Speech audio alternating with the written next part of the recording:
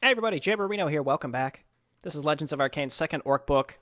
This is likely going to be the last video in this series. Actually, wait. There was a secret chapter. I'll play that later. That's if Vanessa joined Red Fist. So I'm going to play that mission. It's just going to be sort of an afternote as if we did the whole, like, oh no, we're bad now. I mean, not really bad, but Vanessa goes bad because we were meanies to the humans. So I have done some stuff just so that we could spend more time on the epilogue than the actual mission here. And I decided to start now because my allies are coming in for an attack. I've been sitting here. I've drawn the demon defenses into myself a few too many times. But I've set up all this extra production. And I'd say it's about time that we try to finish this. So I'm going to start making stuff. Let's get in there with my units as well. We're going to debuff here. And I'm pretty sure we should be able to get through this base pretty easily, especially because our allies happen to be here at the same time. I was going to build up more defense and make it more solid, but the fact that I had pretty much just killed the demon defensive force and then I healed up and then that was that, I just figured this would be a good time to start. So it doesn't look like this is going to be easy, as you can see. But with our allies here, hopefully we can get through, and we're just going to rally all new units up here. Berserk can get in there. Keep moving forward. Oh, God. Man, my backline just gets absolutely toasted. I think we need, let's get a Magi, and then Wardens. Still silenced, unfortunately. So now we just have to get rid of the static defense and then start picking off individual demon gates, which is irritating, but we got to do it. Let's go ahead and channel Grella's W. That should help a little bit. And, okay, so we've got some Bloodhounds, we've got some Ogres, both very good damage dealers. Let's not get too distracted here. We'll throw down some healing wards in the different locations. Grella's doing a good job. That's not my Ogre Magi, unfortunately. The hard part here is being able to focus down demon gates while simultaneously killing the units that spawn. We're also going to get some pillage action here. But yeah, setting this stuff up, again, I moved my units up and I just set, like, in my last attack at the end of the last video, I had taken out the outer defenses, so I basically just sat my units here. I had, 4 dragons, my heroes, and some witch doctors, and that alone is enough to keep back the enemy attacks, unless they come with the infernals, or the infernal machines, because that's where you start seeing the, that's where you start, they outrange you, and then, like, I think I pulled the demon defensive force into me, like, 3 times. It was a lot, but, like, again, it was just, it was kind of repetitive in what ended up happening, so I decided to just go ahead and say, nah, I'll do this off camera, because, again, I felt like we had essentially won when we took out this top and bottom area. Getting into this base was tough, and the only thing I wish is that you would have seen me having to push back the demon defensive forces a couple times, but I had already overwritten the save, and I think that's okay. We've shown that we can get through some of these demon defensive forces pretty quickly. It's possible that the shrines are where Cursadar spawns, so it might be worth going for those. Alright, we gotta pick a direction and go for it. Vanessa, why don't you give me your ultimate here. Grella, once again, we'll channel your W. Once all these towers are gone too, a lot of my units can ignore a lot of the other stuff happening. We've got some rock golems. One Eye is here. That's right, the entirety of the Dominion. I'll get some airships too. Get some goblin action in here. Harpies. What haven't we really made this campaign? Shaman. Well, we have made Shaman, but I like that. Again, rather than optimizing and only building like the 2 units that we consider good, I like instead having some, like building a little bit of everything. Okay, so let's clump up here a little bit. I don't think we can necessarily lose, but our units are going to get distracted here. And we need to actually focus down the buildings.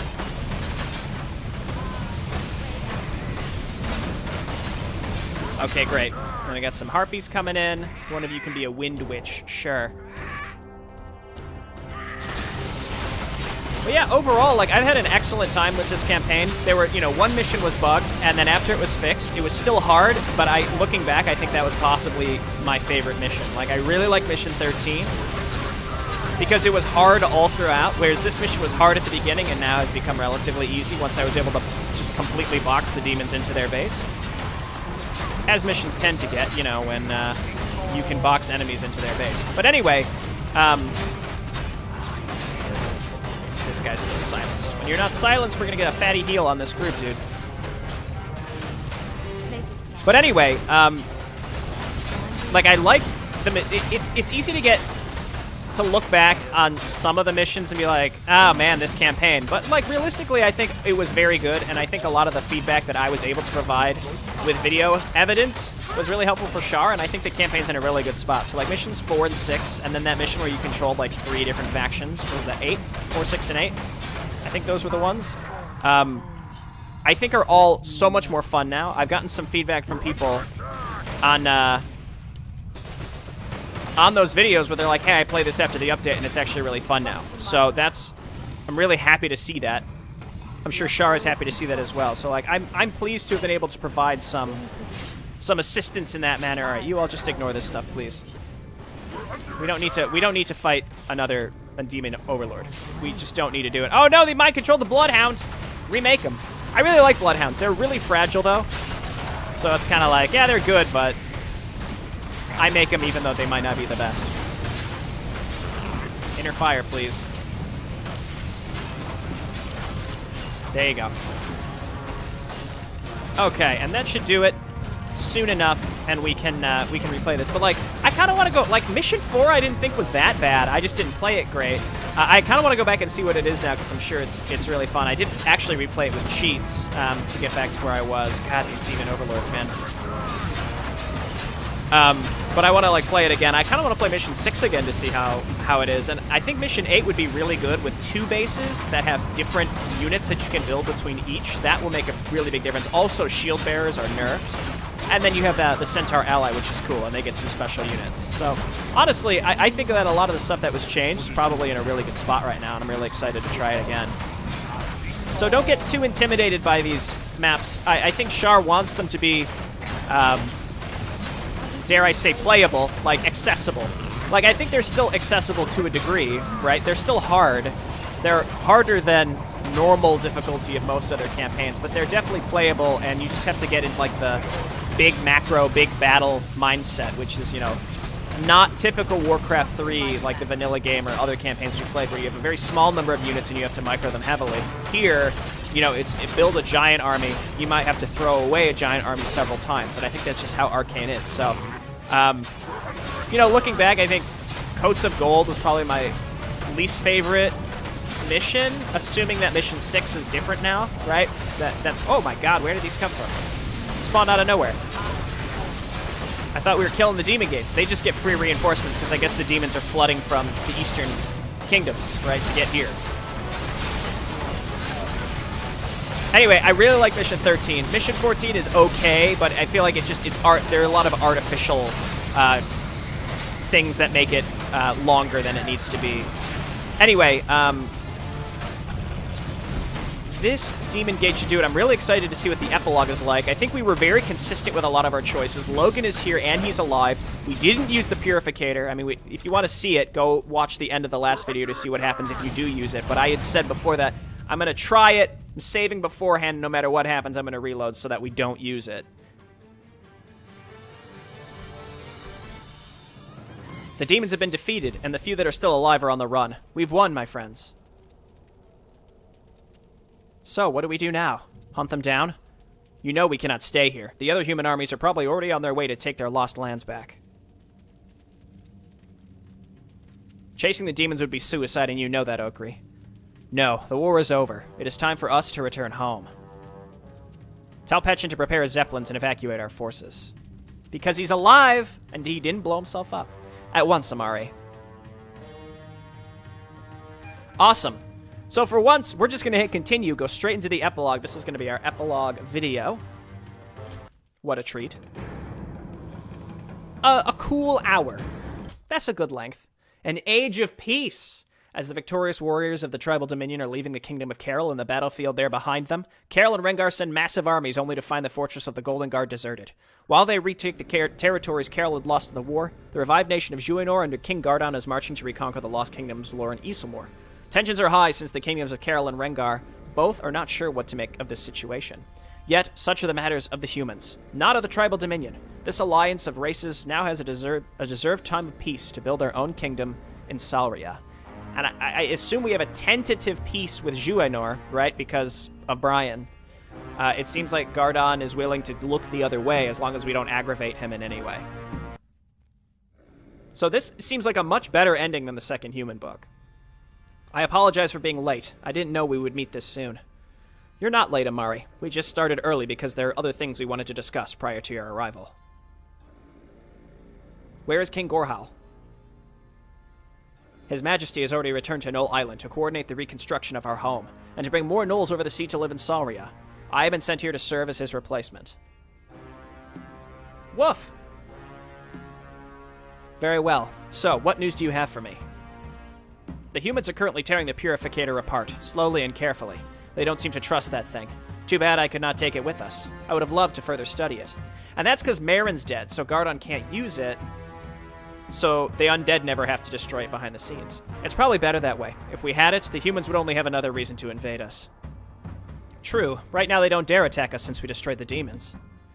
The other human faction, the ones who reformed the two kingdoms in this reborn Juonor, are taking the lands of the fallen human kingdoms, yet they seem to respect the old Saurian borders. Apparently they have no interest in a conflict with us. Okay, great. Good stuff. We worked hard for that, I think. They kept their word when we were attacking the Golden Guard, so they may continue doing that, but I still want our defenses built on all of our borders to avoid any surprises. Understood. I'll take care of it. Make no mistake, we're not going to openly challenge them. There's been enough war for a while. We already have the dwarves and the kingdom of Rengar on our borders. There's no need to provoke another conflict.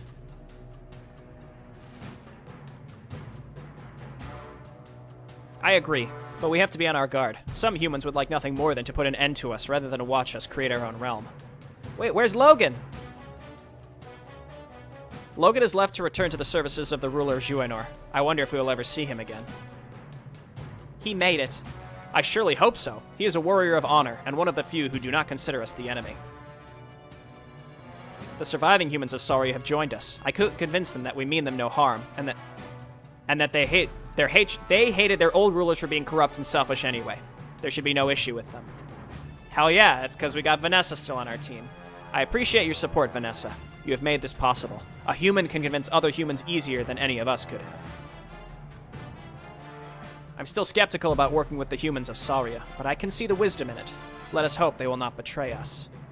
Zeramek was always the main holdout, so he's kind of on our side now. Very well. Is there anything else?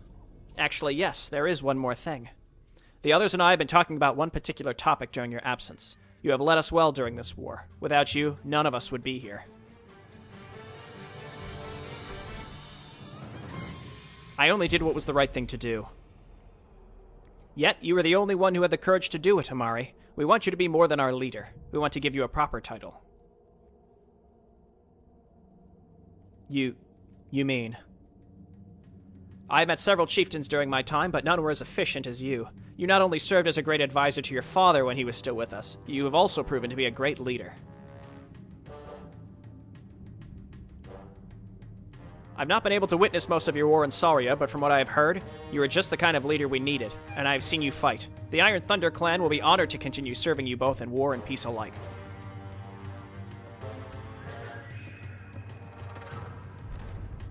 You have kept all the promises made to us. We were glad to have you as our ally, just as we are glad to have you as our leader. Without you, Amari of the Cliffhunter clan, there would not be such a historical alliance of so many races. The Ogres and Cyclops are with you, now and forever. Retconned Cyclops in our group. Without the aid of your kind, my people and I would probably have died. You offered us a new home, and in return, we offer our loyalty. You have saved my people from the Saurians, and you have destroyed the armies of those who wanted to see us go down in flames. No other can claim to be as worthy as you are.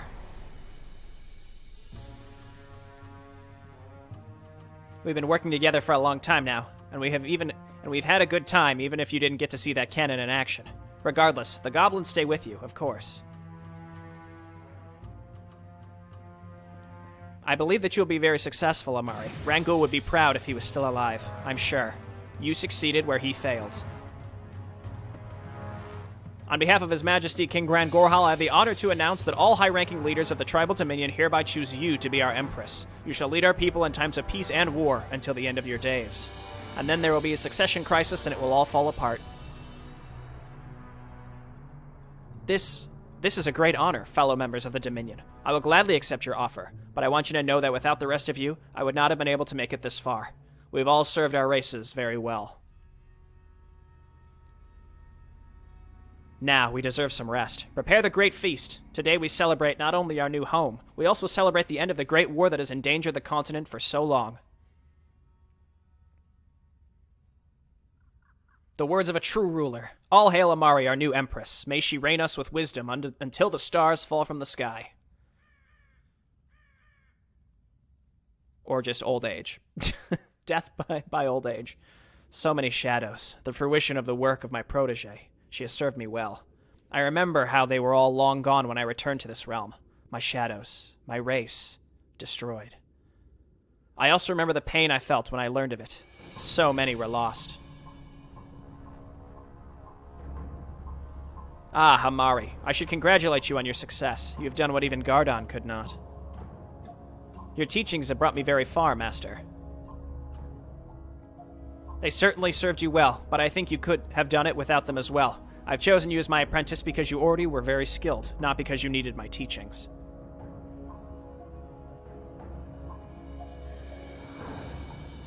Now we have what we both wanted, a realm for my people, and not only that, so much more. Orcs, dark trolls, goblins, centaurs, ogres, gnolls, and more. I've sent messengers to various other races both in and out of Saria. I am sure that they too will join us soon. Our numbers will keep growing. Of course, I'm careful whom I ask to join us. Of whom I ask to join us. All of them will be at your disposal if you desire, my master, just like the shadows of those I have slain. I knew I could count on you, Amari. For the time being, however, I want you to completely focus on building your tribal dominion. Settle Saria and prepare for a future war that is sure to come sooner or later. Return to your people for the time being. Where are we right now? Is this like a underground bunker? I've always felt like the Orcs were an interesting race. Now there can be no doubt that they are. Eridon, we need to talk. In private. Undead Ornasian. Very well. Leave us. What is it that you wish to discuss with me, Ornasian? Your vision has failed you, Eridon. The Bone Lords have fallen, and the tribal dominion has defeated the demons. What use is your foresight if you could not have seen that coming?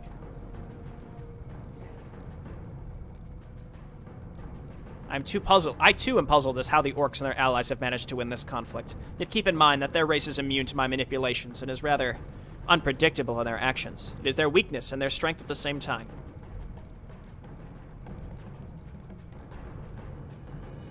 Do not let the death of the Bone Lords disturb you, however. It is not the first time they died. They will return to finish what they have started. Not the skeletons! Why is it so important that we destroy them anyways? Does the balance you try to maintain really care about their heritage? Or is it the fact that they are immune to your tricks? They are not part of Arkain. Without their raids and invasions, the humans may never have lost any of their regions and balance would have been maintained. You're fooling yourself if you believe that. The Orcs may have weakened the humans, but the kingdoms had already crippled themselves with their greed, their corruption, and their selfish behavior long before that. You also sent Largoth to cripple their frontline defenses. It is more than that, Ornasian. The leader of their tribal dominion. She serves an old acquaintance of mine. Who? This Largoth you told me about? No, someone else. But that's not important right now. Tell me, have we received word from our agents on Knoll Island? The greatest vacation spot in all of Arkain now? Yes, they managed to escape the island before the King of the Gnolls returned from Saria. And? Just as you expected, someone else had been in that ancient temple mere moments before us. The Guardians were already dead when our soldiers arrived. Apparently, their corpses were still fresh. Do the dogs know what they had on their island? Woof! No, I only made them believe that it was a sacred temple of the Zuace. Don't worry about them. So, what do we do now? The war is over and balance has been restored, even if I did not expect it to happen this way. Let the orcs and their allies have their peace for the time being. I need to think about their future. Very well, as you wish. I like seeing Eredon mildly confused. I hate how he's a know-it-all. He thinks he knows everything.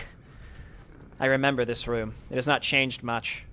Don't be too sure of yourself. I have seen what you're doing. Even your shadows cannot hide your actions from me. Juinor, the tribal dominion, you're setting up quite the army. I wonder who you're going to direct it at. Getting paranoid lately, Eredon? Unlike you, I do not waste my time with some balance. I do what must be done to prevent our common enemy from getting what he wants, even if it means allying with you. I'm not naive. If you could, Brian, you wouldn't hesitate to throw your armies at me. Only the fact that mine dwarfs yours prevents you from sending your underlings to their deaths. You can act as chivalrous as you want. I see the truth behind your lies. You would stab me in the back if you could.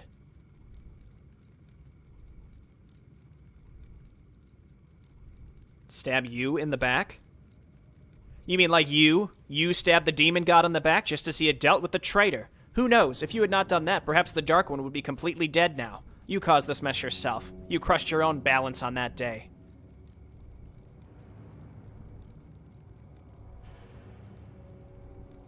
The Four had fulfilled their purpose when the gods were no more. We had let the mortals find their own way. I had to kill myself as well, remaining behind in this form only to watch over them.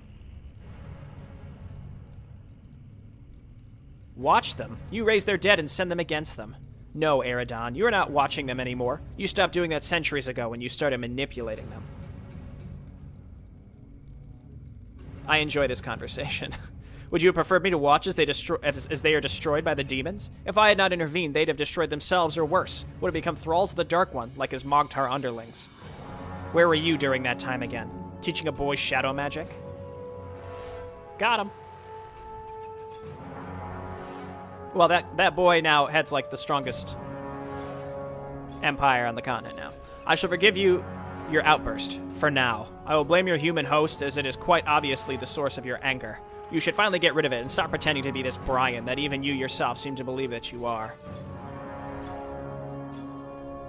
I have to think about the future of Arkain, so I ask you to leave me, Bahrizel. For the time being, I will allow your apprentices to be as powerful as they are, until they become a threat to the balance. The Dark One is currently out of our reach. There's no need for conflict, yet. Bahrizel. I will do what you should be doing. Watch the mortal races. All of them. Until we meet again, brother.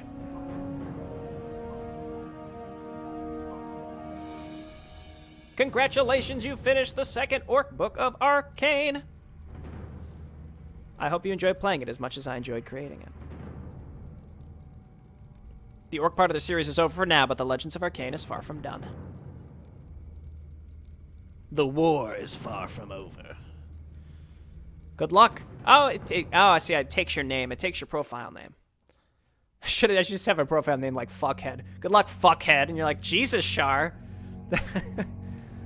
Okay, so where's the secret? There it is. End of Orcakind. We'll play that one next time. By the way, yeah, so I have like an unlocked version of the campaign that Shar sent me because he did a mild update for the last mission here because the latest Blizzard patch just screwed a bunch of triggering up, I believe. So here we do our little roundup. I talked a little bit at the end of Chapter 15. Of course, I liked this campaign. I like Arkain, even though there are moments or entire missions where I lose my shit. That's just part of the experience, I say. And the thing is, there's a spirit to Arkain. Mission 6, A Dish Best Served Cold, where you're sieging down the castle.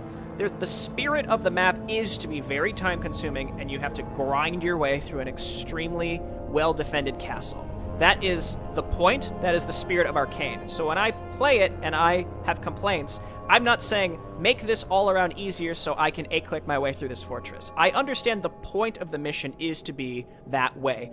But where Shar Dungeon and I think have some really good conversations is he knows that I understand, again, the spirit of the way the maps are supposed to be, which are, large, grandiose battles. Sometimes you got a tower spam, but not necessarily necessary. It's more that, again, you want to retain that spirit of the grind of getting through a castle. It is a castle siege. It's supposed to be long and arduous because it is a siege.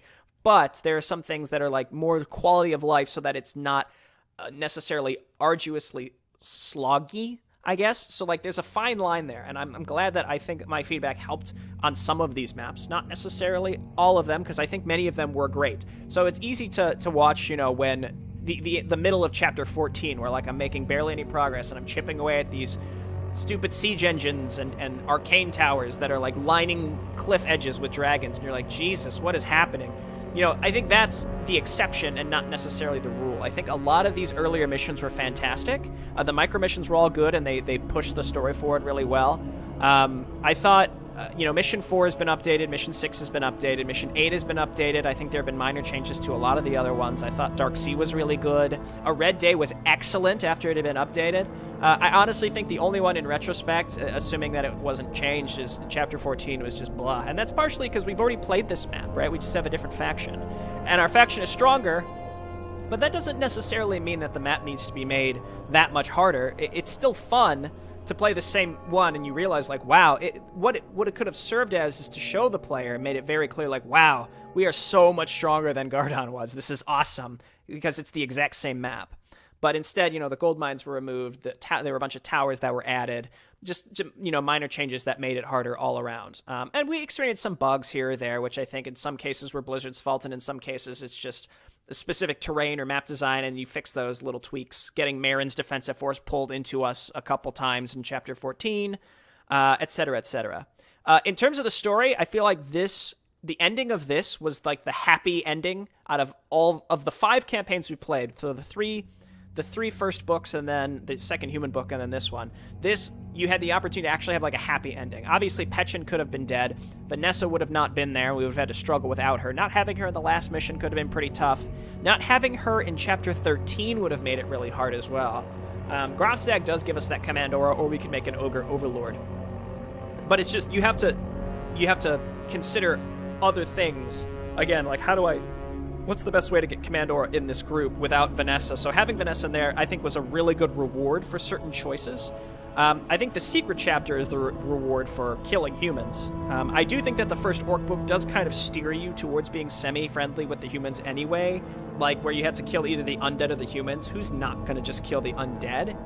You know what I mean? So I do think that the game does sort of set you in line for not necessarily killing humans unless you explicitly want to. Though, honestly, not killing Salamar, that was a whole ordeal that I struggled through, but it paid off a lot in Chapter 14 for sure.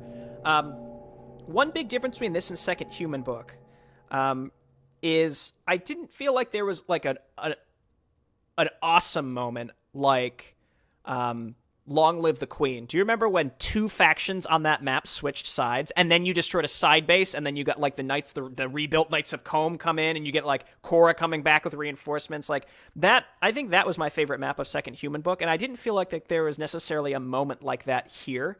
And that might have been because a lot of the choices that we made were like so seamlessly built into the narrative that I didn't even notice when something benefited me. So like keeping Vanessa, you know, Logan showing up in Chapter 15 was nice, and he was very courageous, but like it didn't really benefit the gameplay in any way. And I think that's what made like Long Live the Queen specifically so interesting, was because there were so many things happening where when it happened, I like couldn't help but laugh with joy as we got like some really cool map events. So I think the one thing that this campaign lacks compared to second human book are like big map events, if that makes sense. Even like going back to the first Undead book, where possessing that one guy, his whole base becomes neutral and allied, like big map events like that. And I'm trying to think, there may have been things like that, but nothing's really standing out to me like that. I don't know. But again, a lot of those map events you have to be careful. If you're too heavy-handed, then you're making maps way too easy. You're making maps way too hard, one way or the other. So, like, overall, I'm very happy with the campaign. But again, I don't feel like there was that moment. Like, I think Long Live the Queen was that moment when you're like, wow, look at all these weird allies we brought together. But at the same time, this whole campaign was about that. So, like, by the end of it, we had at its core the Cliffhunter clan, and then the remnants of Rangul's faction. After we killed Sassorgar, I assume they joined us. Cliffhunter clan showing up with the remnants of Wrath's forces as well. We had Zermac and his guys, so that's like all the orcs falling in. and then the remnants from the Orc Islands as well that came over with One Eye, then the Dark Trolls, the Gnolls, the Ogres, the Cyclops, the Harpies, the Centaur, the Bearmen. It was just like everybody. That was really cool. So I think the interlude, Birth of the Dominion, was really cool because or the goblins as well, and it just reinforced how everyone is there with you, and I think that is just like excellent. And that might be able to play better if you had more allied bases at times. I think the allies that we did have in 15 and 13 were extremely strong. In some cases, though, maybe earlier on, it would have been cooler to have the individual factions as useful allies. Though I think, like, 8 has been changed to have that. 10, or it was 11, you had Gnoll allies, stuff like that. So a lot of that was there. So overall, I'm really happy with the way that this campaign went. I'll play the secret chapter next time, but this is like my official retrospect roundup of the campaign. It's been like 5 minutes, so I suppose it's about time to stop. Hope you enjoyed. Leave your feedback for Shardundred below. Arkain really has a special flair to it. It's kind of hard to get back into normal Warcraft 3 because the playstyle is so different, even though it's the same game. So I'm not sure what I'll play next. Obviously, I'll record the secret chapter, and then we'll decide then. All right, see you later.